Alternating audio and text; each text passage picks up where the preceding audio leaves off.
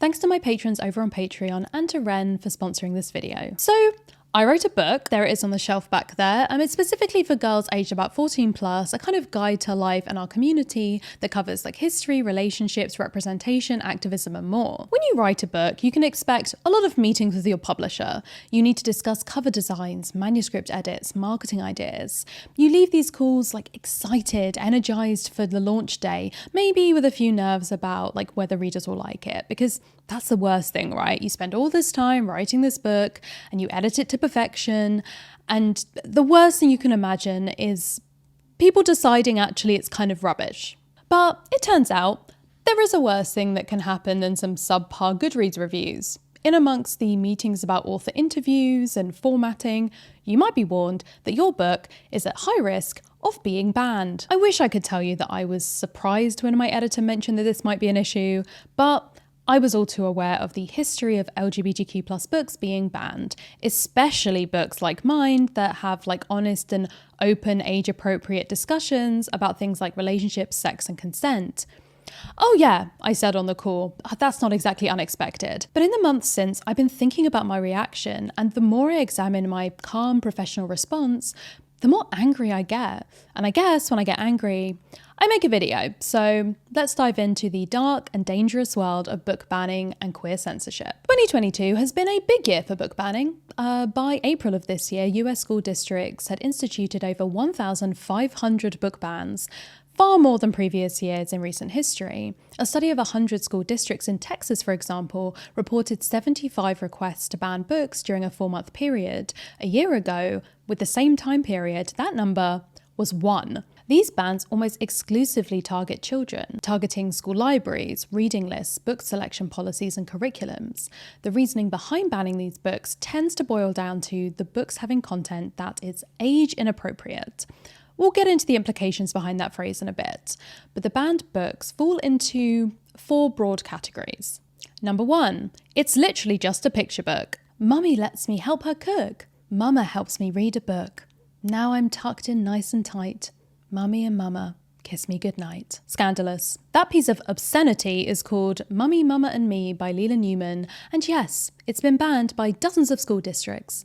Other banned picture books include Tango Makes 3, a story about 2 male penguins adopting a little baby penguin that is, adorably, based on a true story. There is quite literally nothing scandalous about these books. I mean, I'm genuinely disappointed by how non-scandalous they are. You know, I was kind of hoping for a Mama, Mummy and Me dismantle capitalism or something jazzy like that, but they are just cute picture books in which one or more of the characters happens to be in a queer relationship. 2, books about teens and tweens being teens and tweens. These stories feature characters exploring their gender and sexuality, maybe changing their gender expression, getting crushes, first kisses. Think Sisterhood of the Travelling Pants, To All the Boys I Loved Before, any novel by John Green, because real teens and tweens, shock horror, are exploring their gender and sexuality and are potentially seeking out books that reflect their experiences. Now we have an unprecedented number of tween and teen books like Melissa by Alex Gino, The Breakaways by Kath G. Johnson, and This One Summer by Mariko and Gillian Tamaki that all feature queer and non-cis characters. And yeah, just like their heterosexual cisgender fictional counterparts,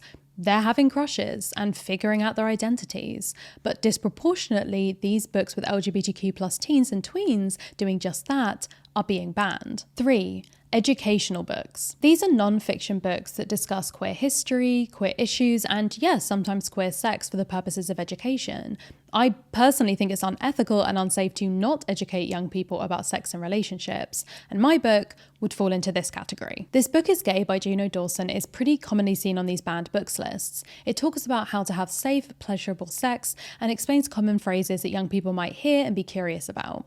As Juno puts it, I figured it was best I told readers rather than them doing a Google image search, right? But that's only a tiny section of the book. Most of it is about figuring out your identity, coming out, and creating fulfilling relationships. Young people, both queer and straight, are curious about sex, so no, it's not inappropriate to provide them with educational resources and offer safe, science-backed guidance. 4, books that deal with heavy themes. So these are the books that talk about sex more graphically or talk about sexual violence, non-sexual violence, emotional abuse, and other heavy themes. For example, Fun Home, which obviously has been turned into a fantastic Broadway musical, is a graphic novel, a memoir by Alison Bechdel, yes, of the Bechdel test fame. And there is a scene in which Alison is going down on her girlfriend. And then there's All Boys Aren't Blue, a frequently banned book by George M. Johnson that talks about rape. Do these books deal with mature themes? Yes. Are they age inappropriate? No. These books are specifically for teen readers who at this point in their development are aware that sex and sexual violence exist. To think that preventing teens from engaging with fictional depictions will somehow prevent them from having sex or protect them from violence is delusional, honestly. And I cannot stress enough how much these books that are being banned are not books that previously were being forced to read. In fact, they were just provided as an option in a library for those who felt like they could handle these subject matters or that it was relatable or relevant to them. Okay, so as you can see, banned books vary dramatically in subject, tone, and intended age range. They are fiction, they're non-fiction, they're picture books, they're novels, they depict sex, they don't depict sex. The only common thread among them is overwhelmingly their queer representation. And it's not like school libraries have a ton of queer books anyway. Studies have shown that regardless or not of whether a school district is red or blue in America, the vast majority of libraries lack high quality comprehensive LGBTQ+ collections. These bans are targeting fledgling collections of books. As Jonathan Friedman of PEN America puts it, this is an orchestrated attack on books whose subjects only recently gained a foothold on school library shelves and in classrooms. We are witnessing the erasure of topics that only recently represented progress towards inclusion. In this video, we're going to be focusing in on LGBTQ+ book bans because that's, my area of expertise, how they play into a long history of queer censorship and their ridiculously negative societal consequences. But it's important to note that these lists of challenged and banned books also disproportionately include books that deal with issues of race and racism. Homophobic book bans and racist book bans are not separate issues. For one, there are obviously a lot of books where characters are both non-white and non-straight or non-cis. Real life. You can't talk about the civil rights movement in the US without talking about James Baldwin or Bayard Rustin, both of whom were gay. And you also can't talk about LGBTQ+ history without talking about Marsha P. Johnson and Audre Lorde and, once again, James Baldwin and Bayard Rustin. You know what? These Venn diagrams are basically just circles. How books are banned. Banning can take on many forms. There are hard bans, partial bans, and soft bans.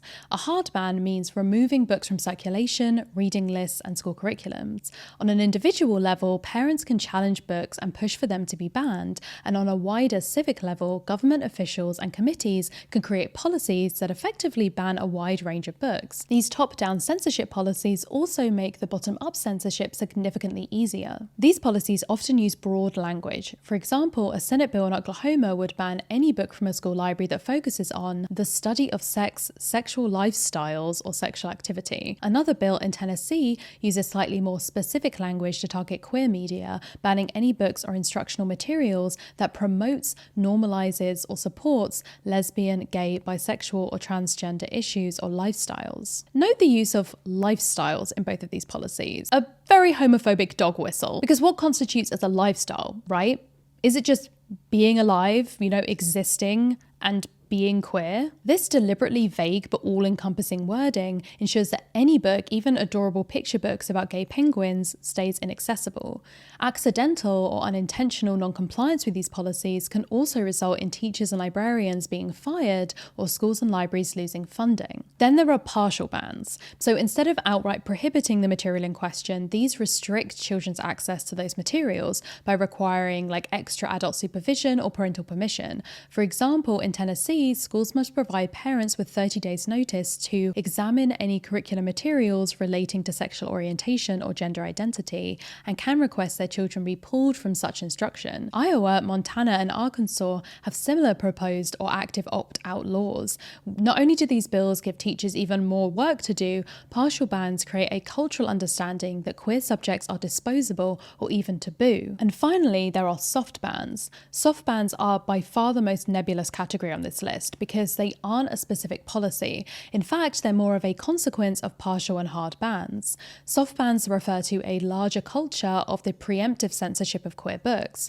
Soft bans look like libraries not ordering queer books in the first place, teachers not even bothering to suggest them for the reading lists, and publishers deciding that queer books are just not worth the hassle because distribution is too tricky. According to NBC News, school librarians face increasingly hostile work environments and mounting pressure to preemptively pull books that might draw complaints. At an ALA or American Library Association conference, authors of queer books shared stories of having invitations revoked, administrators talk to them about what they will say to the students, and rumours of parental objections.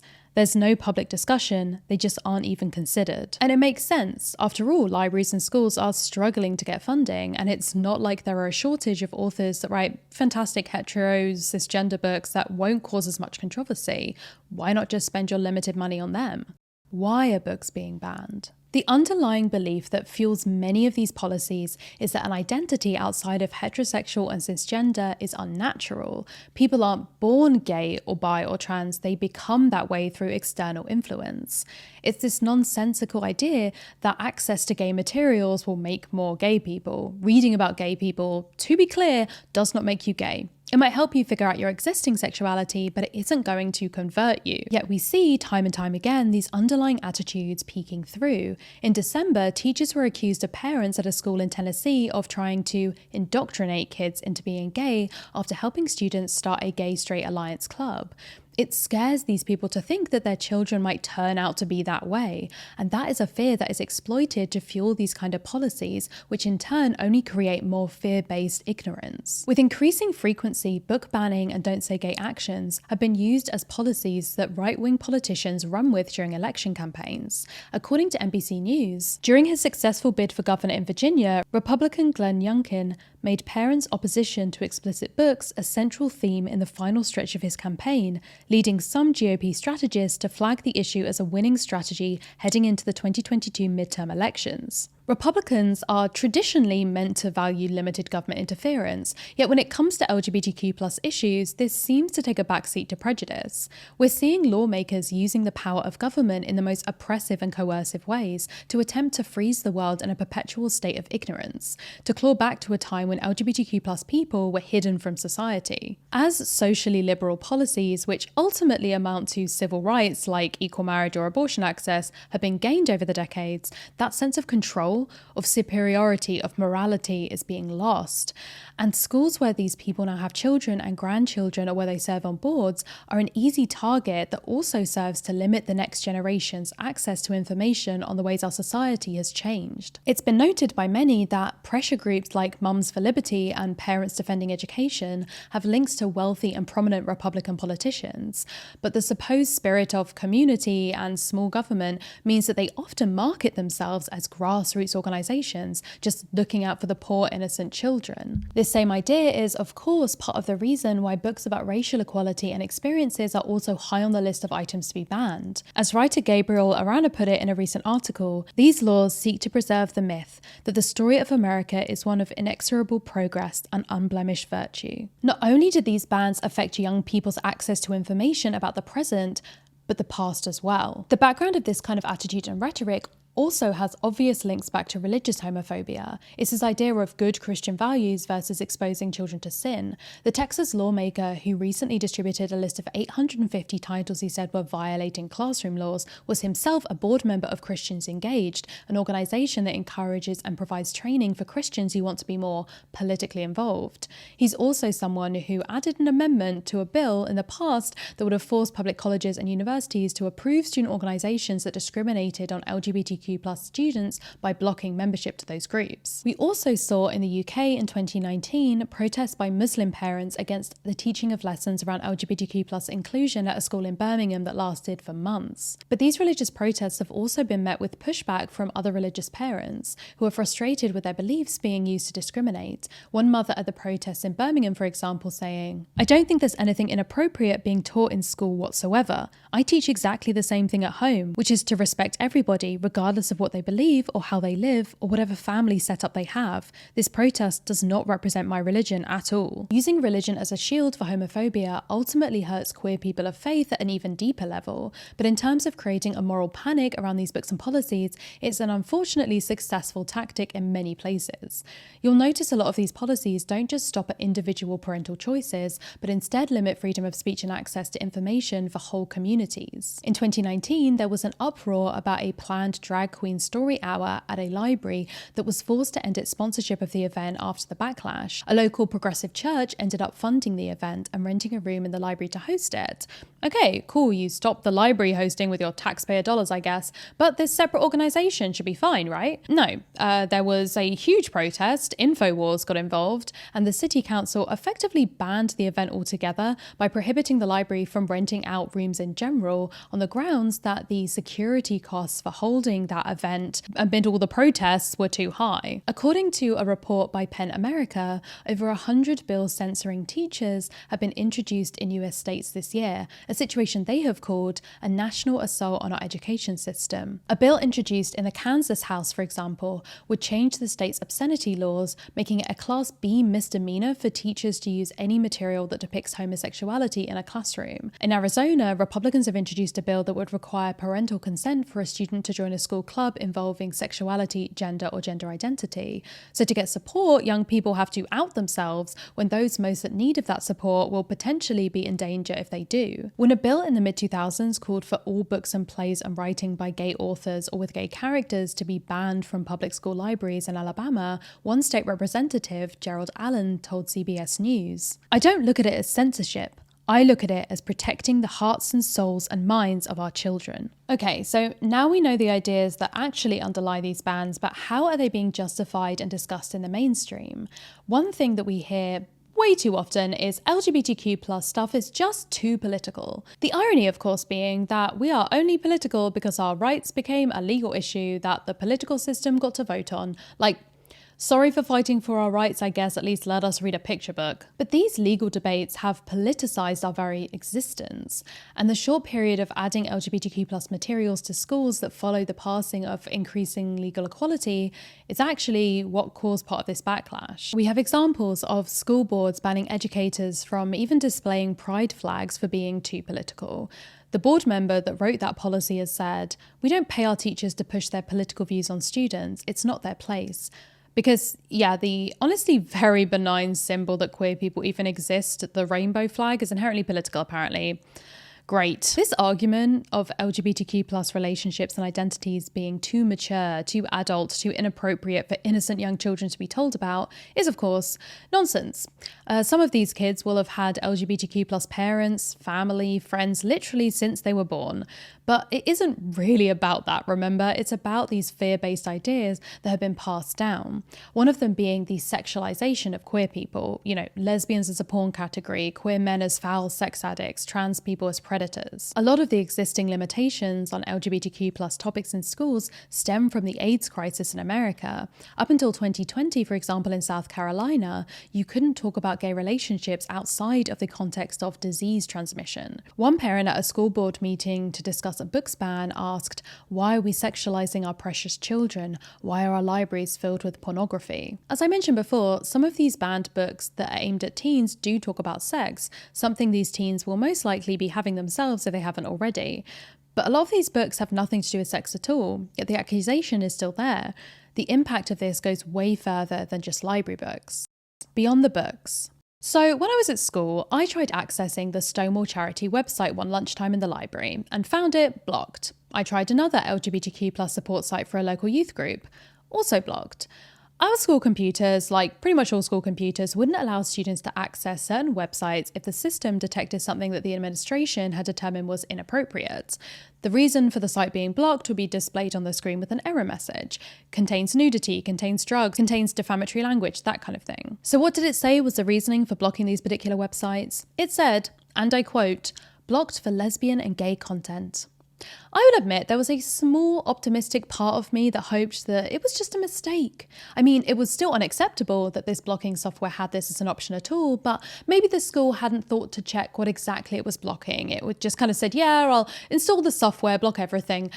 We were told that it was necessary for student safety, as if LGBTQ plus student safety didn't come into it, and it was just how it was going to be. When we asked if we could have an alternative for those seeking help, maybe a teacher who was made known to be a safe person to talk to, we were told that that wasn't possible because it could lead to inappropriate relationships. I found out a few years after I left school that this was actually turning into a big civil rights issue in the US, with students suing their schools for doing exactly this, blocking these helplines and support sites. Because think about it, you're a vulnerable young person looking for information on sexuality or gender. You can't buy books about it because you can't tell your parents to get the money needed. You can't get them from the library because they've been banned. Your family monitor your internet use and the school has blocked the websites. Where are you going to find safe information? How would you be able to tell it was accurate and safe at all? A survey of American LGBTQ+ students from 2020 found that 69% of respondents reported experiencing verbal harassment at school based on their sexual orientation, 57% based on their gender expression or outward appearance, and 54% based on their gender identity. Access to information and education on LGBTQ+ people doesn't just directly help those looking for it, it can also help prevent the kind of ignorance and hatred that leads to this kind of harassment over time. It's not just about the blocking and banning itself, but the message that it sends. Juno Dawson wrote about the first time her book was banned. Everyone was very excited. "You've made it now," people exclaimed, as the furore made headlines all over the US. "It'll be great publicity." Even at the time, I was disheartened. What sort of message would removing the title from libraries send out to those kids? That they're shameful? That they're sinful? They ought to be hidden from sight? I feared that it would force them to the back of the closet. Restricted mode. One place many might turn is, of course, YouTube, where queer creators have been uploading everything from vlogs to comedy skits since the website began. But even this very website has its history of hiding information on LGBTQ+ people and topics from young people, with the infamous restricted mode being one example. This filter that parents and schools can put on their accounts disproportionately restricted queer content. Users experimented by uploading identical videos with just the title changed. The ones that mentioned gay content were flagged, the others weren't. These titles included things as innocuous as LGBT TikTok compilation in honor of Pride Month, top 10 lesbian couples in Hollywood who got married, and lesbian daughters with mum. This wasn't some evil homophobe pressing a big red button at Google HQ. It was the result of social bias working its way into machine learning, because machines have to be built and programmed by someone who has different biases and learn from people who also have biases. It's not just a YouTube problem. Research from 2020 found that search engines were filtering out pro-LGBTQ+ stories and amplifying homophobic ones. The same mechanism that blocks LGBTQ-themed hashtags on Instagram or demonetizes LGBTQ channels on YouTube, for example, also often permit or even promote anti-LGBTQ content. So not just removing all positive mentions, but potentially amplifying negative pages too, to those who are searching, asking questions, or looking to learn about themselves or others. These same researchers said of Google News, "We conducted a study of the news aggregator in February of 2020 using LGBT and related search terms. In that period, we found that Google News consistently provided a prominent platform for evangelical Christian and far-right perspectives on LGBTQ issues. Overall, 46% of the LGBTQ stories spotlighted by Google News in our research derived from conservative news outlets, including 32% from conservative Christian sources. By contrast, only 4% of LGBTQ stories featured by Google News originated from progressive outlets. Despite an abundance of excellent news organizations dedicated to reporting LGBTQ issues, Google News featured none during the week studied." Children's media. We see this same scaremongering affecting the commissioned programming for young people. I've spoken about children's TV and movies a lot on my channel, so I won't repeat myself here, but I did want to just draw attention to a recent and specific example of censorship being actively applied and acknowledged, because often this happens behind the scenes, and we as an audience don't hear about it. We might see a lack of LGBTQ+ inclusive children's media over the years and draw conclusions from that, but we can't prove that there was someone saying explicitly, "Don't make it." Until now, after Disney failed to respond to Florida's Don't Say Gay bill in a way they found satisfactory, Pixar staff wrote a letter. In the letter, they alleged that Disney corporate executives demanded cuts to nearly every moment of overtly gay affection, regardless of when there's protest from both the creative team and executive leadership at Pixar. We at Pixar have personally witnessed beautiful stories full of diverse characters come back from Disney corporate reviews shaved down to crumbs of what they once were. Even if creating LGBTQIA+ content was the answer to fixing the discriminatory legislation in the world, we are being barred from creating it. So yeah, now we know, I guess. In 2014, 3 movies, Love is Strange, Sin City and Jersey Shore Massacre, opened on the same weekend. Love is Strange tells the queer story of 2 long-term partners forced to stay separately with friends when one loses his job after the couple marry. It features no nudity, no sex, and no violence. The second movie features multiple depictions of nudity, sex, and extreme violence. And then the third movie, Jersey Shore Massacre, is extremely graphic horror that has a scene where a woman's breast is sliced open. I mention this because all 3 of these movies got an R rating. At the time, Stephen Whitney of the New Jersey Star wrote, "If there's an equivalence among these 3 films and their equal unsuitability for anyone under 17, it's lost on me." And I suspect to anyone but the censors at the MPAA. Not only is there nothing violent in Love is Strange, there's not even anything explicit. It's about as mild and mainstream a portrayal of gay life as you can imagine. And it's very hard to imagine that if it starred, say, Robert Duvall and Jane Fonda as a similar long-time couple suddenly facing homelessness, it would not be lumped in with movies crammed full of queasily stylish sexism and sickening torture porn. The movie rating system has long been criticised for this kind of double standard. Queer movies are much more likely to be deemed inappropriate for young audiences than non-queer movies, which means that queer movies are harder to distribute and harder to access. It's a double standard that actively works against audiences and creators. So we're seeing a lack of accessible books, TV, movies, websites, but what are the actual consequences of all this? Does it really matter that much? The consequences. Okay, spoiler alert for this section. Yes, it does matter. Oh my god, so many ways. So let's dig into them. We've already seen blatant financial penalties against organisations that try to oppose these bans and policies. The Madison County Public Library system was denied funding earlier this year after refusing to remove LGBTQ+ books from its shelves. It's not hard to see potential consequences here, putting pressure not just on the libraries but also publishers, whose profits tied to publishing queer books become more risky if whole library systems are shut out of acquiring copies. It's something Jonathan Friedman at PEN America has spoken about. If you're telling a story that's on the borderline of any of these issues right now, you're going to think twice about writing it in a way that might get banned or draw national attention. You're not going to publish that book. You're not going to give that talk publicly about it. These external pressures of funding and policy can serve to pressure librarians and educators' decisions from the start.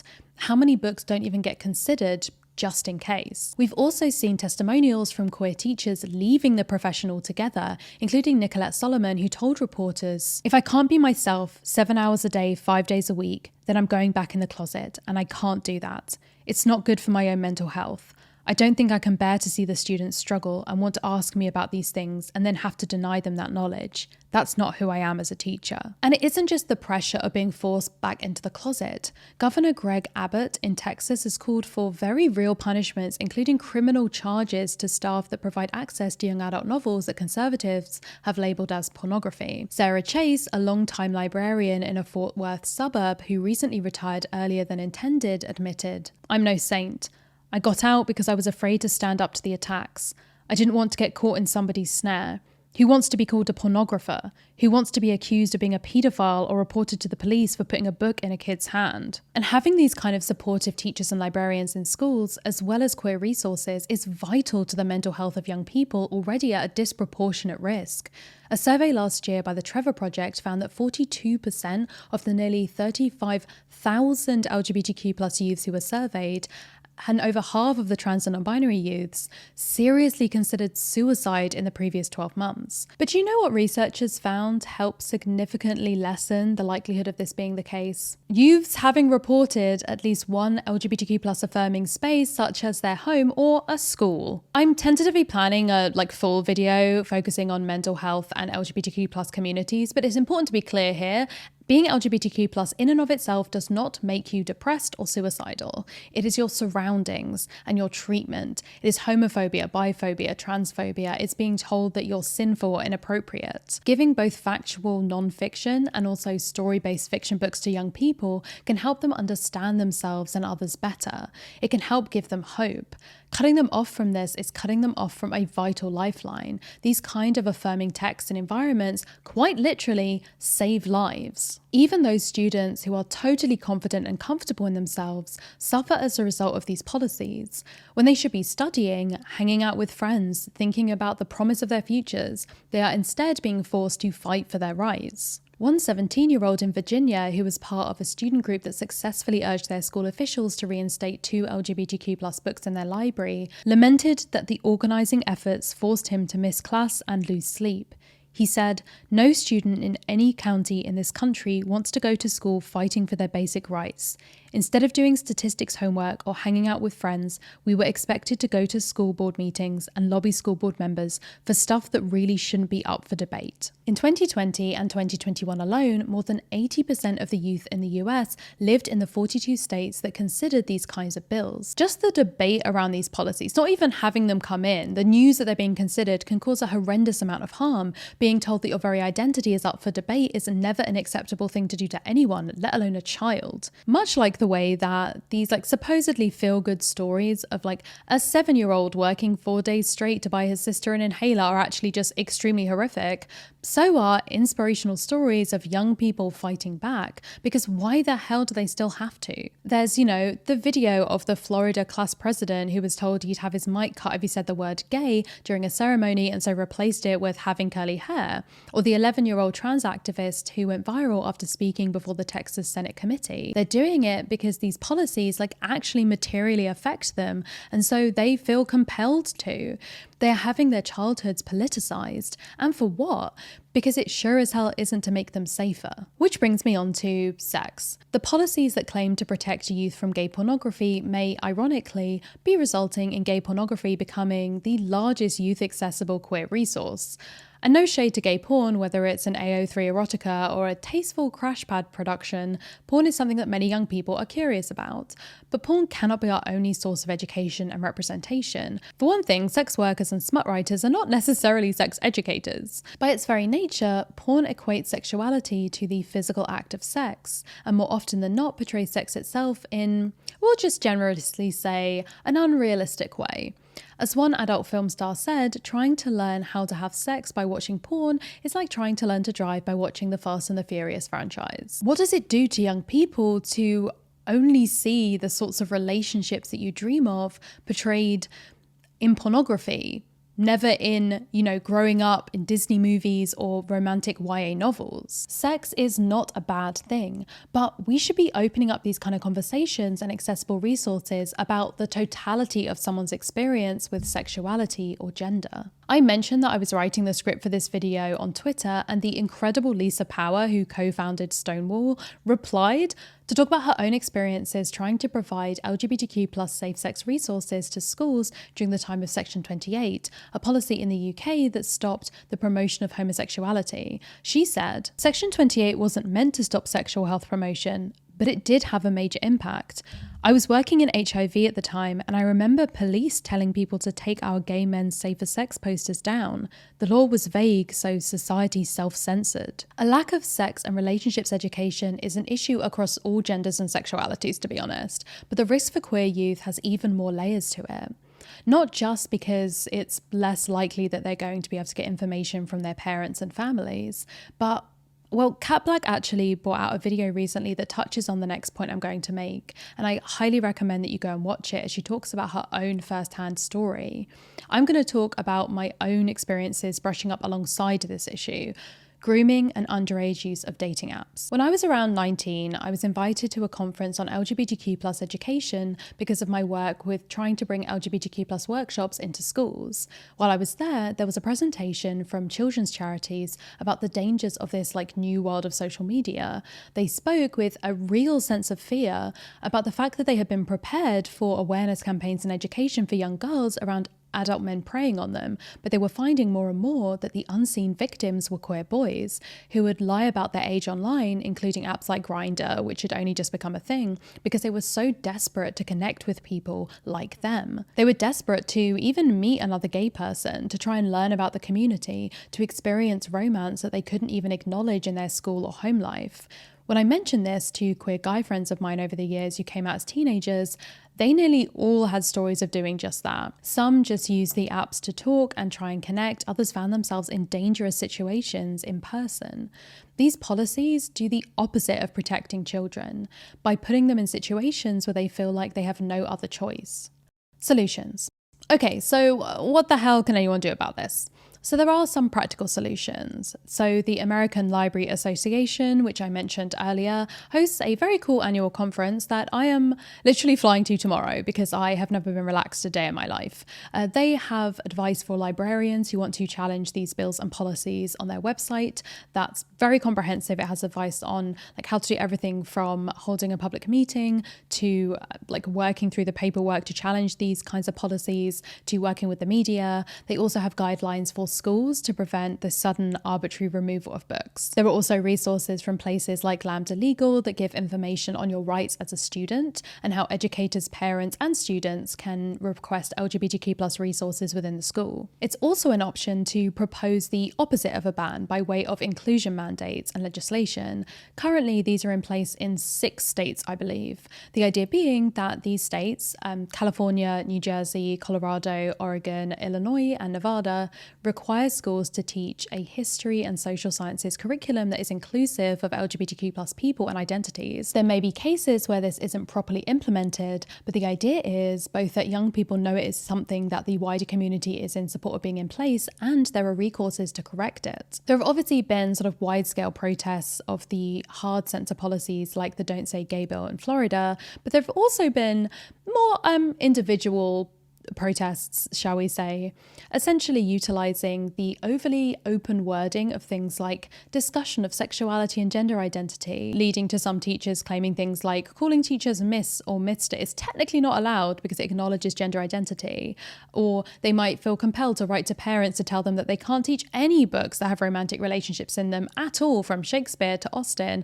for fear of going against the bill by discussing sexual orientation. This can obviously show students within the school that they have allies willing to support them, as well as potentially bringing in parents who felt ambivalent or removed from the policy originally before it directly affected them. Potentially parents who didn't even know that these policies were being put in place in their children's schools. Ironically, one of the best ways to actually protect kids while still letting them have the option of access to information and representation is content warnings.